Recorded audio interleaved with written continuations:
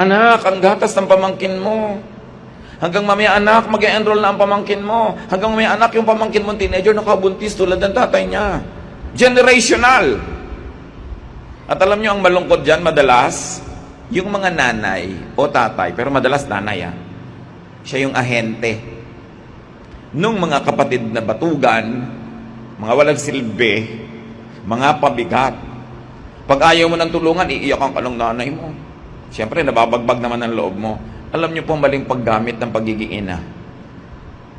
Kung meron kayong dapat paggamitan na influence nyo, yung batugan, yung hindi nagtatrabaho, yun ang inyong gamitan na inyong lakas para siya magtino. Hindi yung lagi niyong pinipitasan, yung halos hindi na makuhang makakain ng sarili niyang bunga. Lagi niyong pinapagod yung masipag. Ayaw ng Panginoon ng ganyan. Hindi yan makatarungan. It must stop.